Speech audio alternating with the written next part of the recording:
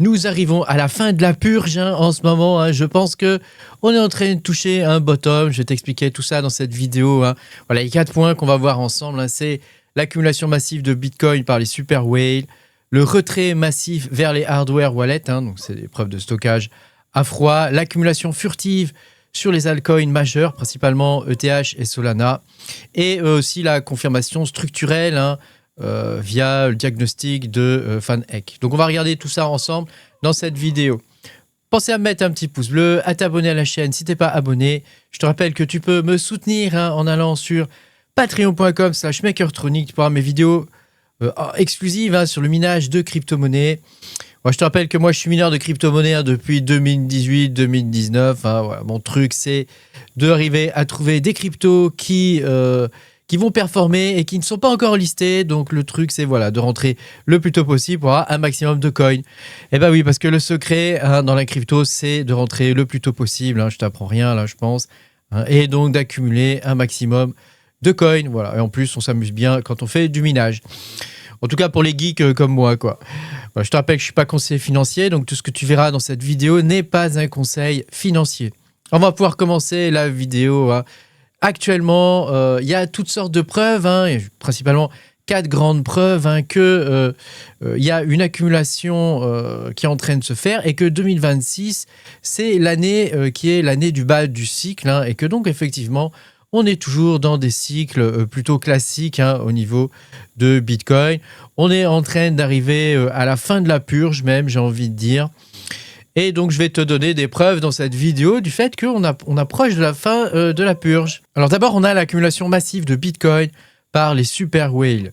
Donc malgré la chute d'environ 50% du Bitcoin, qui est redescendu autour des 60 000, 70 000 au début de l'année 2026, et après son pic à 126 000 $ pendant l'année 2025, les gros portefeuilles, ils achètent agressivement en fait la baisse. Donc on est loin de la panique des investisseurs particuliers qui disent que le Bitcoin est mort. D'ailleurs, si tu fais une recherche dans Google, est-ce que le Bitcoin est mort, tu vas voir qu'il y a pas mal de résultats. On trouve beaucoup de choses. Et si tu vas sur Google Trend, tu verras que c'est une recherche qui est tendance en ce moment. Est-ce que Bitcoin est mort? Est-ce que Ethereum est mort?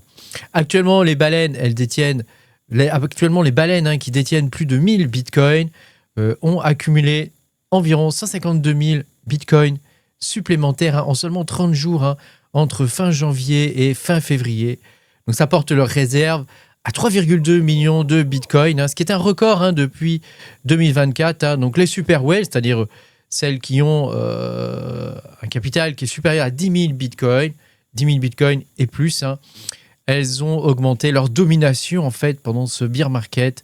Donc ça confirme que la smart money actuellement, elle est en train d'absorber les ventes, en particulier des particuliers. Désolé, c'est pas un jeu de mots. En particulier des particuliers, voilà. Ensuite, on a un deuxième signal qui est intéressant, c'est le retrait massif vers les hardware wallets. Donc hardware wallet, c'est le stockage à froid, les cold wallets. L'accumulation, on n'est pas obligé de la lire uniquement dans les achats, mais aussi dans le fait de pouvoir sécuriser ces cryptos en dehors des plateformes d'exchange, en dehors des plateformes d'échange.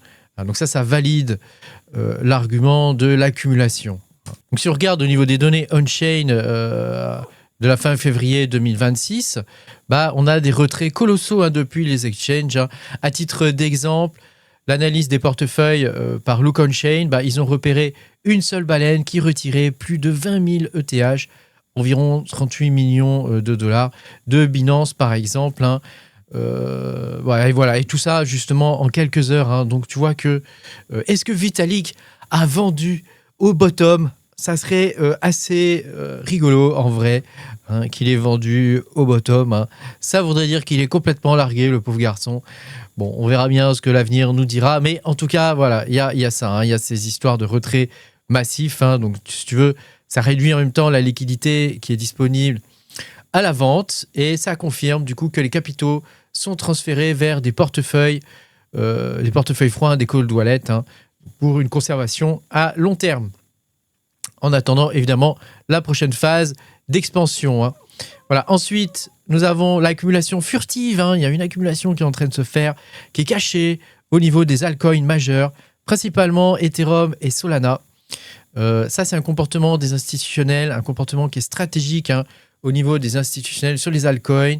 Et ça confirme qu'ils sont en train de préparer le terrain pour la reprise. Donc, on a une rotation stratégique qui est en train de se faire au niveau des portefeuilles qui ont un fort capital, qui convertissent actuellement des millions de dollars de Bitcoin vers Ethereum.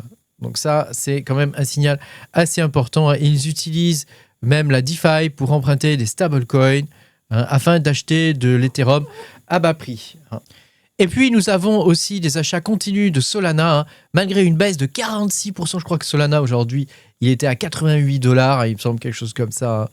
Les données de sentiment, avec un A, sentiment avec un A, ils révèlent qu'actuellement, les grands portefeuilles achètent régulièrement par lot.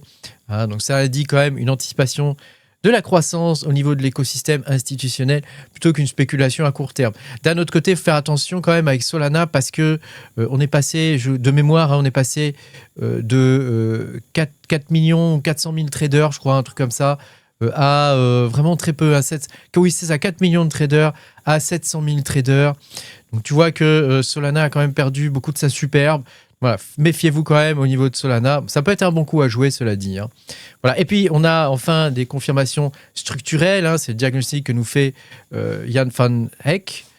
Je ne sais pas si je le prononce bien, sur CNBC, voilà, pendant une interview du 2 mars 2026, où il nous donne l'argument parfait. Voilà. Il confirme actuellement que la correction, c'est juste un reset, en fait, qui est sain et qui est prévisible, si tu veux, pour la 4e année du cycle, après 3 ans de hausse.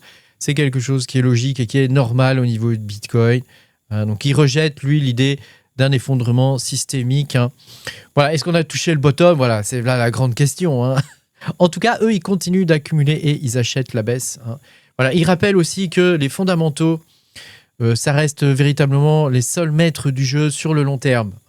C'est-à-dire que la limite des 21 millions de Bitcoin et le choc d'offre du halving, ça reste la règle de base et ça reste les fondamentaux de base, le narratif d'origine et que voilà, il faut rester fidèle à ça parce que c'est ce qui paye le plus en vérité, en particulier à moyen et à long terme. Il souligne aussi que les tensions géopolitiques au Moyen-Orient, si tu veux, renforcent la nécessité d'utiliser la crypto comme un moyen de paiement neutre loin des banques traditionnelles. D'ailleurs, si tu regardes, j'ai pas le graphique là, mais je l'ai vu passer, tu vois, il y a énormément de gens en Iran qui ont acheté du Bitcoin pour sécuriser ses actifs. C'est beaucoup plus facile d'acheter du Bitcoin que de l'or. De l'or physique, c'est plus compliqué. Merci beaucoup d'avoir regardé cette vidéo. J'espère que tu auras pu apprendre des choses. Et moi, je te dis à demain pour de nouvelles aventures. Salut!